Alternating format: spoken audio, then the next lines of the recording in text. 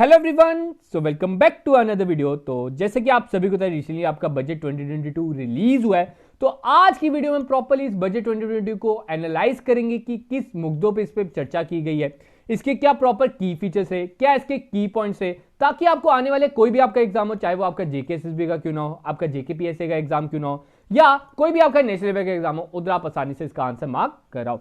अब देखो, इसके लिए आपको एमसीक्यू आने के बहुत ज्यादा चांस रहते हैं, चाहे वो आपका करंट अफेयर का सेक्टर क्यों ना हो, चाहे वो आपका इकोनॉमी का सेक्टर क्यों ना हो, हर जगह इसके रिलेटेड एमसीक्यू आने के चांसेस रहते हैं। तो आज की वीडियो आपके लिए बहुत ज्यादा बेनिफिट जाने वाली है, तो इस वीडियो को एंड तक जरूर देखिएगा। आप तक हर एक इंफॉर्मेशन कंप्राइज वे में आप तक पहुंचाई जाएगी, सब कुछ बताया जाएगा कि बजट 2022 की क्या खास बात रही। तो चलो स्टार्ट करते हैं। देखो, अब आप सभी को पता है बजट 2022 जब रिलीज हुआ, कब रिलीज हुआ, सब 1 फरवरी को हुआ। अब इसको प्रॉपर्ली जब एनालाइज किया जाएगा, इसको प्रॉपर पास किया जाएगा जब पार्लियामेंट के द्वारा, तब अप्रैल 1 2022 को ये लागू हो जाएगा। अब ये लागू हो जाएगा। अब देखो, आप सभी को पता है जो बजट है ये फाइनेंस मिनिस्टर हमारे रिलीज करते हैं। तो कौन है? That is Nirmala Sitharaman. अब आपसे पूछा जा सकता है निर्मला सीतारमण जी द्वारा पेश किया गया ये कौन सा बजट है? तो ये उनका 4th बजट है। ठीक है, ये इनका 4th बजट है and it is her shortest budget. अभी तक का इन्होंने जो 4 बजट दिए उसमें से सबसे शॉर्टेस्ट बजट है। और सभी बजट, अभी तक जितने भी बजट दिए गए हैं, उन सभी बजट्स में से जो लॉन्गेस्ट बजट की स्पीच भी रही है वो भी सीतारमण जी द्वारा दी गई है इन 2022। ये सब कुछ आपको पता होना चाहिए, इसके लिए आपको एमसीक्यू आ सकता है। उन्होंने 2020 में 2 घंटे 42 मिनट की स्पीच दी थी। ठीक है, अब बात करते हैं इन्होंने क्या बात की। देखो, the union budget seeks to complement micro economic level growth with a focus to micro economic level all inclusive welfare. अब मैं बात करूं जो बजट की खास बात है, दैट इज कैपिटल एक्सपेंडिचर। उन्होंने कैपिटल एक्सपेंडिचर पे ज्यादा खर्चा किया। आप सभी को आगे पता भी चल जाएगा, मैं प्रॉपर्ली बता दूंगा जो आपको अमाउंट्स याद रखनी है, जो आपके एग्जाम में पूछी जा सकती है। उन्होंने क्या किया है, जो बजट है वो माइक्रो के साथ साथ माइक्रो, ठीक है, हमने 2 सेक्टर्स पढ़े थे इकोनॉमी में, ठीक है, मैक्रो एंड माइक्रो। तो ये दोनों की दोनों को फोकस करते हुए, इन दोनों को दोनों इंक्लूसिव वेलफेयर के फोकस करते हुए ये बजट बनाया है। अब बात होती है कि बजट 2022 में जीडीपी का ग्रोथ कितनी मानी गई है। तो उन्होंने पोस्ट किया डेट 9.2% जीडीपी ग्रोथ रहेगी। मोस्ट इंपॉर्टेंट क्वेश्चन ये आपसे पूछा जा सकता है। अकॉर्डिंग टू द बजट 2022 उन्होंने जीडीपी की कितनी पोस्ट की, जीडीपी ग्रोथ कितनी बताई है? That is 9.2%। The finance minister said India celebrating. अब देखो, इधर ना सबसे एक पर्टिकुलर शब्द का इस्तेमाल हुआ है, डेट इज अमृतकाल। अमृतकाल मतलब सुनहरा काल। ठीक है, ये याद रखना, पूरे बजट में इसी की चर्चा रही है, अमृतकाल, दैट इज सुनहरा काल। सुनहरा काल कैसे? सर देखो, अभी हम 2022 में है, 2022 में हमने बनाना है 75वां आजादी का दिन। ठीक है, ठीक है, 75 डेज हमें 75 ईयर्स हमें हो जाएंगे आजाद हुए। अब इन्होंने क्या किया है, जो ये बजट बनाया 100 वर्ष को ध्यान में रखते हुए बनाया। मतलब हमें 2047 तक ये कुछ बजट इन्होंने ध्यान में रख के बनाए हैं। तो उसके कारण इन्होंने इसको क्या नाम दिया है? Amritkaal, the 25 year long land up to India at rate of 100। अब अमृतकाल के मेन गोल्स क्या रहे, ये आपके सामने है स्क्रीन पे। आपसे उधर पूछा जा सकता है कि अमृतकाल का क्या गोल था। तो पहला था focus on growth and inclusive welfare. Second था promoting technology enable development energy. देखो, एनर्जी पे आजकल ज्यादा फोकस किया जा रहा है। एनर्जी के बारे में आपको बताऊंगा कि क्या उन्होंने बताया, क्या सोलर एनर्जी क्या रहा, सोलर एनर्जी के ऊपर हम कितना फोकस करेंगे, कितना इन्वेस्टमेंट करेंगे। फिर बात रहती है the cycle starting from the private investment, मतलब डिस इन्वेस्टमेंट की भी ऊपर चर्चा की गई है। एलआईसी की बात की गई है पहले की हाँ हम उसमें डिस इन्वेस्टमेंट करेंगे, लेकिन अभी इसमें स्पेसिफाइड नहीं किया गया। ठीक है, तो प्रॉपर्ली उसके साइकिल की बात की गई, that private investment crowded in by public capital investment. ठीक है, तो ये 3 गोल्स थे जिसको आपने ध्यान में रखना है। आपको एग्जाम में पूछा जा सकता है which of the following is not a goal of Amritkaal. Amritkaal मतलब सुनहरा काल, सुनहरा काल मतलब 100 साल जब हमें आजादी के हो जाएंगे। तो ये जो बजट है ये 25 साल को ध्यान में रखते हुए रखा है, मतलब 2047 तक। अब बात होती है जो ये हमारा अमृतकाल है, इसमें प्रायोरिटीज 4 प्रायोरिटीज दी गई हैं, दैट इज पीएम गति शक्ति, inclusive development, productivity enhancement and investment, sunrise opportunities, energy transition, climate action, financing of investment. ये जो चारों के चारों इसकी प्रायोरिटीज हैं, ये भी आपने याद रखनी है। ये चारों की चारों प्रायोरिटीज को आगे हम डिटेल में पढ़ेंगे कि हाँ पीएम गति शक्ति में उन्होंने किसके ऊपर फोकस किया, क्या उसमें हमारे जो इंजन थे वो सब कुछ मैं इस वीडियो में बताऊंगा, बस आपने वीडियो को लास्ट तक जरूर देखना है। फिर हम बात करेंगे इंक्लूसिव डेवलपमेंट उन्होंने कैसे बात की गई है, उन्होंने एनर्जी के ऊपर ज्यादा थोड़ा फोकस किया, सनराइज अपॉर्चुनिटीज जो कंपनीज हैं आगे बढ़ रही हैं उनके ऊपर उन्होंने बात की है, द फाइनेंसिंग ऑफ इन्वेस्टमेंट उसके ऊपर भी बात की है। अब बात करते हैं जब बजट आने वाला होता है, आपने देखा होगा न्यूज में भी क्या बजट आने से पहले 2-3 दिन पहले यही चर्चा चलती रही, क्या हमें टैक्स रिलीफ मिलेगा कि नहीं मिलेगा। सबसे पहले मिडिल क्लास की ध्यान उधर ही जाता है कि हाँ हमारी जो इनकम टैक्स की स्लैब है क्या उसे घटाया गया है कि नहीं घटाया गया। तो अब देखो अकाउंटेंसी में आपको इस रिलेटेड एमसीक्यू आ सकता है। आप सभी को बता दूं जो आपकी टैक्स स्लैब पहले चल रही थी वही आपकी टैक्स स्लैब है, टैक्स स्लैब में कोई चेंजेस नहीं आई गई। अभी भी जैसे आप सभी को पता है 2020 में 2 टैक्स स्लैब आई थी, दैट इज एक आपकी 2 थी, आपकी मर्जी है कि आप पहली वाली चूज करना चाहते हो कि दूसरी वाली। जो अगर आप पहली सेकंड वाली चूज करते हो तो उधर आपका क्या रहता है डैट, आप डिफरेंट इसमें जो एग्जाम्पशंस होती है वो आप नहीं पा सकते, ठीक है। तो ये चीज आप देख सकते हो, आपका ये आपके सामने टैक्स रेट है डैट। अगर आपकी इनकम 2.5 लाख तक है तो एग्जम्प्ट है, अगर 2.5 लाख से 5 लाख के बीच में है तो 5%, तो अगर इधर भी आप देख सकते हो 5%। तो इधर एक थोड़ी सी गड़बड़ है, आप देख सकते हो कि जो ये भी है इधर भी आपका एग्जम्प्ट होता है न्यू टैक्स रेट के अकॉर्डिंग, 5 लाख तक एग्जम्प्ट होता है तो इधर 10% आप देख सकते हो, 15%। मतलब कि जो मैंने आपको पहले भी अकाउंटेंसी में करा चुका हूं कि मैंने आपको बताया था कि आपका जो ओल्ड टैक्स रेट है अगर आप वो फॉलो करते हो तो आपको थोड़ी एग्जाम्पशंस मिल जाती है, लेकिन अगर आप न्यू टैक्स रेट को फॉलो करते हो तो उसमें आपको एग्जाम्पशंस नहीं मिलती।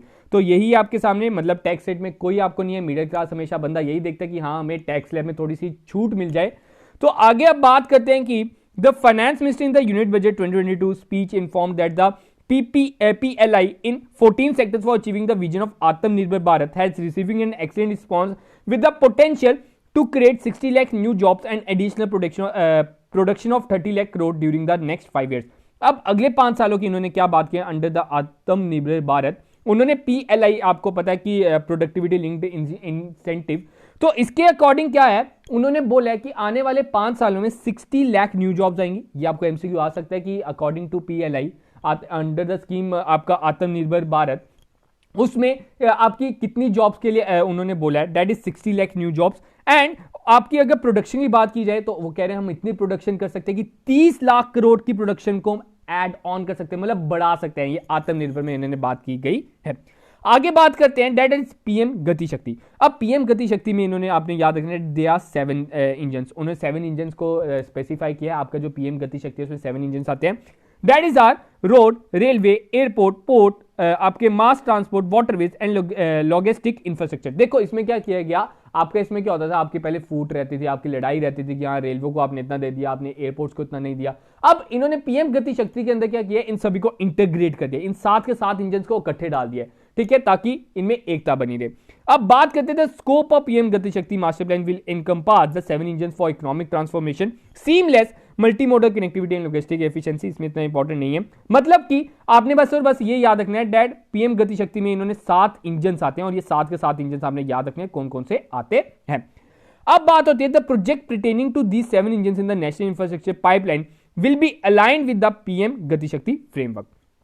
अब देखो इन्हीं जो पीएम गति शक्ति में हमने 7 सेक्टर्स पढ़े, इसमें जो इंपॉर्टेंट इन्होंने चेंजेस लाए, इंपॉर्टेंट इन्होंने जो फंड्स एलोकेट किए हैं उसकी हम बात करेंगे। The first one is road transport.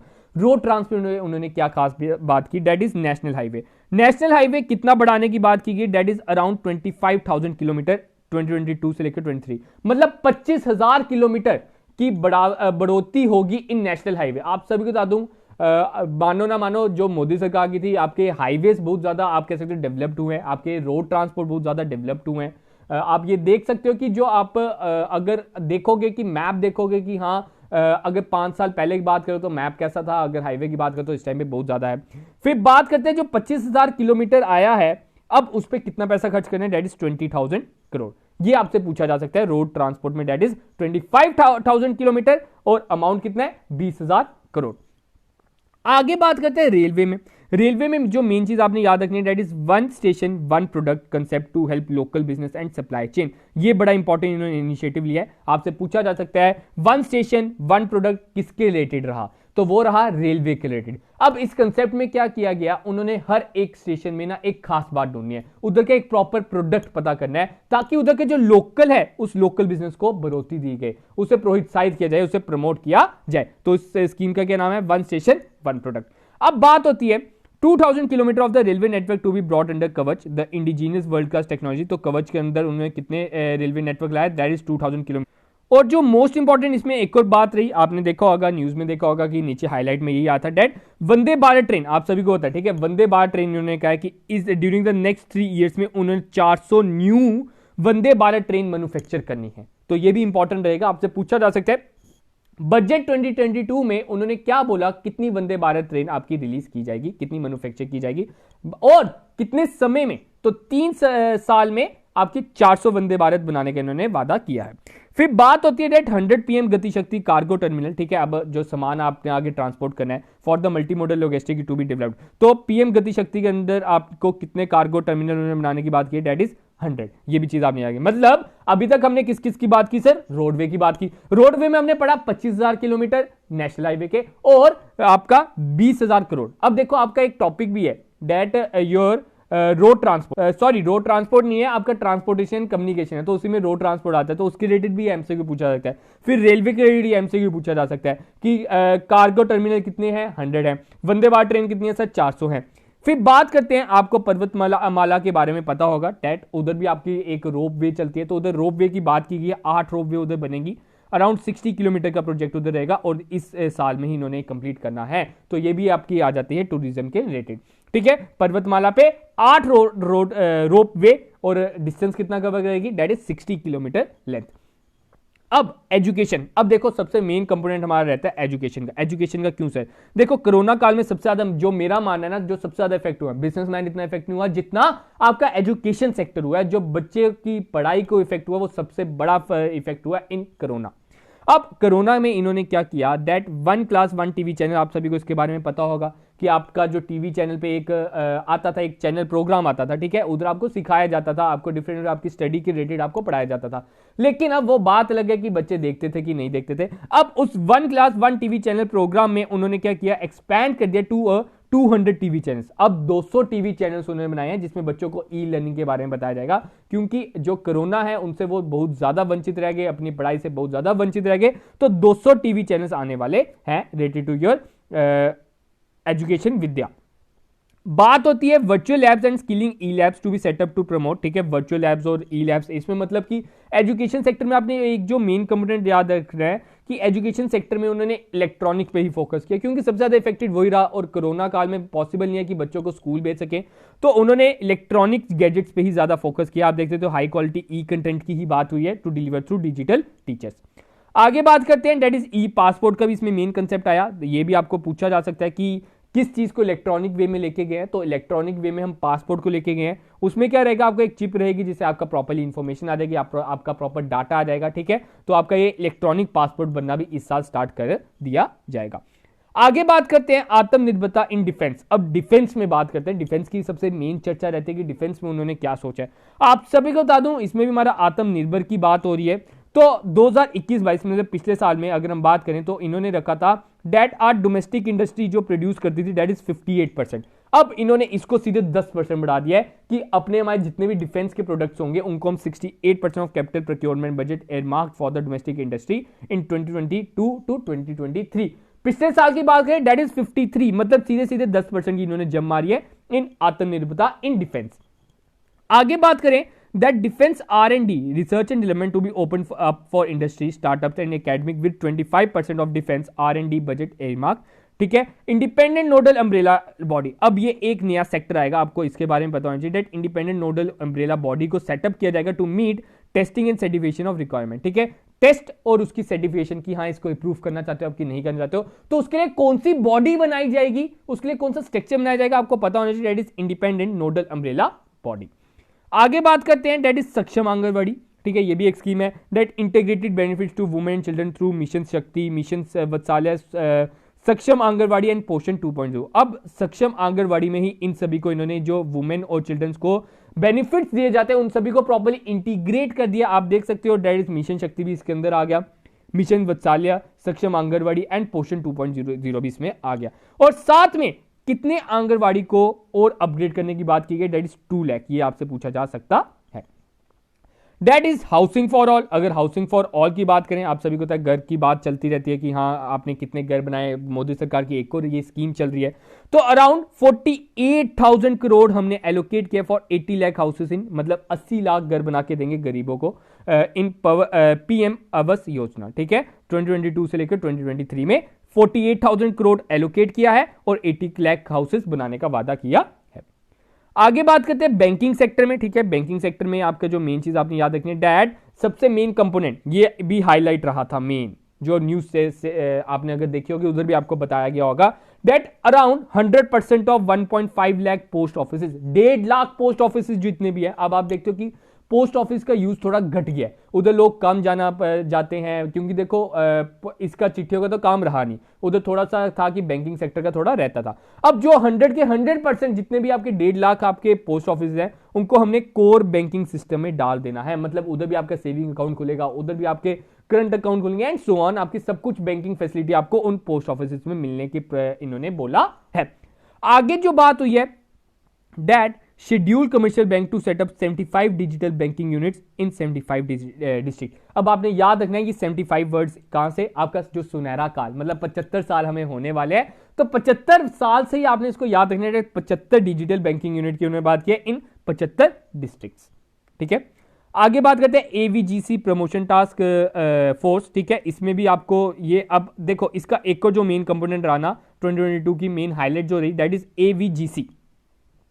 AVGC क्या है, अब आपको इसकी फुल फॉर्म याद रखनी है, that is animation, visual effect, gaming and comic. मतलब आप मान सकते हो कि फर्स्ट टाइम ऐसा हुआ होगा कि किसी बजट में आपको गेमिंग के रिलेटेड पूछा गया, आपको गेमिंग को प्रोत्साहित करने के लिए किया गया, आपको विजुअल इफेक्ट, गेमिंग, कॉमिक्स, और इसके ऊपर देखो जो बाकी जो डेवलप्ड नेशन है वो गेमिंग पे करते हैं, क्योंकि इतनी लाखों में आपकी उधर से इन्वेस्टमेंट होती है, उधर आपकी जो सेल होती है, उधर से आपको जो डिफरेंट आप कह सकते हो आपके गेमिंग सेक्टर हो गया, तो उसकी प्रमोशन के लिए उन्होंने एक निकाला, that to be set up to release the potential of this sector. ठीक है, इस सेक्टर को पहचाना जा रहा है, ये भी मुझे बहुत अच्छी बात लगी इसमें कि हम आगे की सोच रहे हैं, क्योंकि ये जो सेक्टर है, ऑब्वियसली बात है कि हाँ थोड़े से कमेंट्स थे कि हाँ सर हमारे जो बजट के बारे में वो कुछ खास आया नहीं है, ये बजट ऐसे ही है, गरीबों के लिए कुछ बोला नहीं गया। लेकिन मुझे अगर बात करूं तो मुझे सबसे बेस्ट बात ये रही कि हाँ गेमिंग सेक्टर को आगे लेके जाया जा रहा है, इसमें भी बच्चों को आगे बढ़ने का मौका मिलेगा, क्योंकि हम बात करते तो इंडिया में इतना नहीं था। To be set up to release the potential of this sector, इसके लिए इन्होंने क्या बनाना है, एवीजीसी। ठीक है, इसके लिए टास्क फोर्स बनेगी। Next is export promotion. ठीक है, एक्सपोर्ट प्रमोशन के लिए आप सभी को पता है एक स्पेशल इकोनॉमिक जोन्स बनते थे, अब ये जो है इसको रिप्लेस कर दिया गया। आपसे पूछा जा सकता है जो स्पेशल इकोनॉमिक जोन्स है उनको किसके साथ रिप्लेस कर दिया गया है, that it become partners in development of enterprise and service hub. ठीक है, आगे बात करते हैं एनर्जी। ठीक है, अब आप सभी को पता है कि ऑब्वियस बात है पोल्यूशन का समय है, तो हम सोलर एनर्जी पे थोड़ा फोकस कर रहे हैं। तो सोलर एनर्जी को ध्यान में रखते हुए एनर्जी ट्रांसिशन क्लाइमेट एक्शन में जो बात हुई है, that additional allocation of 19,500 crore for production linked incentive for the manufacture of high efficiency solar modules to meet the goal of 280 gigawatt of installed solar power by 2030। मतलब उन्होंने target रखा कि 2030 तक हमने 280 गीगावाट इंस्टॉल करने हैं फॉर योर सोलर पावर। तो ये चीज आपने याद रखनी है, 2030 में टारगेट रखा है, मतलब आपके 8 साल अभी बचे हैं, 8 सालों के अंदर हमने इस एसडीजीज के बारे में पढ़ा है, एसडीजी का भी क्या टारगेट है सर 2030 तक, तो इन्होंने भी इसमें 2030 तक ही टारगेट रखा है कि हाँ 280 गीगावाट। ठीक है, 280 गीगावाट, ये जो अमाउंट्स मैं बता रहा हूं ना, बार बार रिपीट कर रहा हूं, इसको ध्यान में रखना, ये एग्जाम में पूछी जा सकती है। और इसमें कितना अमाउंट इन्होंने खर्च है, दैट इज 19,500 करोड़ इन्होंने एलोकेट किया है। 5 to 7% बायोमास। ठीक है, प्लेट्स टू बी अब ये भी आपका मेन कंपोनेंट रहता है। देखो मैं सारे मेन कंपोनेंट्स ही उठा के आपके लिए लेके आया हूं, दैट एनर्जी ट्रांसिशन में क्या बात हो रही है। एनर्जी ट्रांसिशन में आपका यही आ जाता है, अब आपका जो CO2 है इससे हमारे ये जो इफेक्ट्स है, ठीक है, ये हमें बेनिफिट्स मिलेंगे। दैट CO2 अगर हम बात करें इससे हमारा क्या होगा, 38 आपका mean monthly temperature annually save होगा। ठीक है, इससे ये सेव होगा, एक्स्ट्रा इनकम हो जाएगी इससे फार्मर्स को जब एक्स्ट्रा इनकम हो जाएगी, आप देख सकते हो दैट 4 पायलट प्रोजेक्ट्स भी इन्होंने सेटअप करने की सोची है, that coal gasification, conversion of coal into chemicals, coal को केमिकल्स में कन्वर्ट करने के लिए 4 पायलट प्रोजेक्ट्स भी इन्होंने बनाने की सोची है। तो एनर्जी ट्रांसिशन का भी आपने ये चीज याद रखनी है। अब एक और बात की गई दैट डिजिटल रुपी।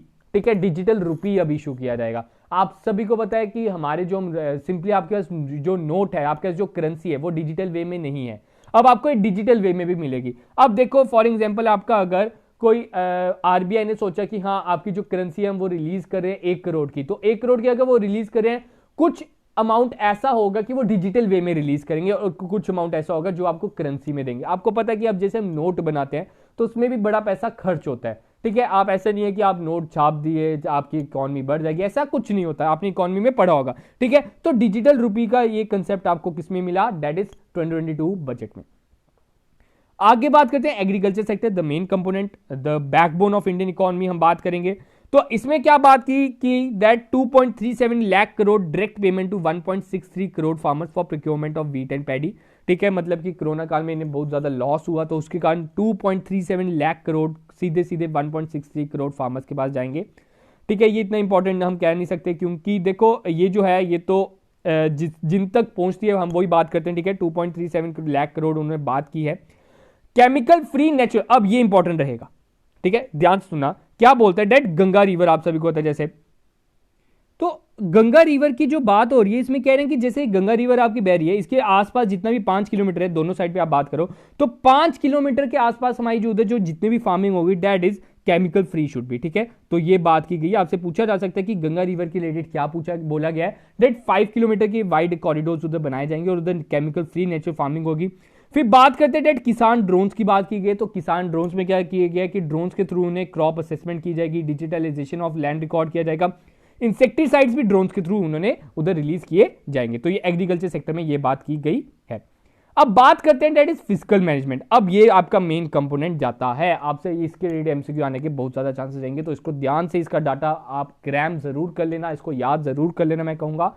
अब बात होती है अगर करंट ईयर की बात करें, मतलब जो अभी चल रहा है, जो अभी खत्म होना है, अभी खत्म हुआ नहीं, 1.5 महीने में खत्म होगा, that the budget estimate of 2021 to 2022 क्या कितना आपका एस्टिमेट था, दैट इज 34.83 लाख करोड़। उन्होंने बजट में कितना बनाया था, 34 लाख करोड़ बताया था, ध्यान से सुना। लेकिन अभी तक उन्होंने बोला है, मतलब ये तो हो गया, बजट क्या होता है सर, प्री प्लान्ड होता है, मैंने आपको बजट अकाउंटेंसी में भी पढ़ाया है, बजट क्या होता है, प्री प्लान। उन्होंने प्लान किया था दैट 34 लाख करोड़ रुपए हम बजट में खर्चेंगे, ठीक है। बात करें रिवाइज एस्टीमेट कितना हुआ, दैट इज 37.70 लाख करोड़। मतलब बजट की जितनी अमाउंट थी ना, तो बजट की एक्चुअल में उन्होंने 34 सोचा था, लेकिन गवर्नमेंट कह रही है हमने 34 नहीं, हमने 37 लाख करोड़ खर्चा है। आगे बात होती है अगर इस साल की बात करें, टोटल एक्सपेंडिचर इन 2022 टू 2023 कितना माना गया है, दैट इज 39 लाख करोड़, 39.45 लाख करोड़, ठीक है। इस साल के बजट की अगर बात करें जो आपका रिसेंट आया है, तो उसमें कितना एक्सपेंडिचर माना गया है, दैट इज 39.45 लाख करोड़ का। और अगर रिसिप्ट की बात करें, रिसिप्ट मतलब कि आपको कितना पैसा आ रहा है, आप फॉर एग्जांपल डिसइन्वेस्टमेंट भी करते हो, आप अपनी कह सकते हो कि जैसे एलआईसी की बात चल रही है, ठीक है, तो उसकी हम बात करें तो आपको उधर से कितना पैसा आ रहा है, आपकी बोरिंग्स के थ्रू कितना पैसा आ रहा है, तो उधर से जो आपका पैसा है दैट इज 22.84 लाख करोड़। पैसा खर्चोगे कितना, 40 लाख के आसपास आप कह सकते हो, और आएगा कितना, 23 लाख। अब बात करें फिस्कल डिफिसिट, मतलब जो अभी साल चल रहा है उसमें फिस्कल डिफिसिट बताया गया था बजट में 6.8, लेकिन 6.9% हुआ। फिस्कल डिफिसिट हम कह सकते हैं इसमें डायरेक्ट। तो फिस्कल डिफिसिट क्या हो गया, मतलब कि कितना पैसा एक तरह से सरकार को, गवर्नमेंट को एक तरह से बोरो करना पड़ेगा। आप देख सकते हो कि गवर्नमेंट के पास कितना, आप खर्चा कितना कर रहे हैं, 40 लाख करोड़ के बराबर, लेकिन आपके पास पैसा कितना आ रहा है, 23 लाख करोड़। तो जो बाकी अमाउंट है वो उन्होंने बोरो करना पड़ता है। तो वो जो उन्होंने बोरो करना है, उन्होंने एस्टिमेट किया था दैट इज 6.8। एस्टिमेट कितना था बजट के अकॉर्डिंग, 6.8, लेकिन एक्चुअल में उन्होंने बोला 6.9 था, मतलब एक तरह से बढ़ गया। ये हमारे लिए अच्छी बात नहीं है, अच्छे संकेत नहीं है। फिर बात करते हैं कि 2022-23 की कितनी बात की जाए, दैट इज 6.4। ये आपसे पूछा जाता है कि fiscal deficit according to the budget 22 कितना था, दैट इज 6.4% रहा। तो यही था आपका कुछ बजट क्रेडिट। मैं आपको प्रॉपर्ली जो हमारी ये पीडीएफ है मैं आपको टेलीग्राम पे प्रोवाइड कर दूंगा, आप उधर से देख सकते हो। मैंने जिसको हाईलाइट किया है उनको एक बार मैं कहूंगा कि गो थ्रू जरूर कर लेना, जब भी आपका एग्जाम होगा आपको इसके रिलेटेड एमसीक्यू आ सकता है। मोस्ट पर्टिकुलरली जो आपके आने वाले एग्जाम्स है, जो आपके विद इन 2-3 मंथ्स में जो हो जाएंगे, जो आपके एंडिंग ईयर में होंगी, तो उसमें चांसेस नहीं रहते। तो ये चीज़ आपने याद रखनी है कि अभी बजट आगे अप्रूव होगा, आगे पास ऑन होगा, फिर उसके बाद 1 अप्रैल को ये लागू होगा। होप सो आपको ये वीडियो अच्छी लगी होगी। अगर अच्छी लगी है तो लाइक जरूर कर लेना, सब्सक्राइब जरूर कर लेना। इसी तरह के हम आपको आगे कंटेंट प्रोवाइड करते रहेंगे, आपको एग्जाम तक मदद करते रहेंगे, आपके साथ जुड़े रहेंगे। तो गाइस आज के लिए इतना ही, तो मिलते हैं कल अपने नए लेक्चर के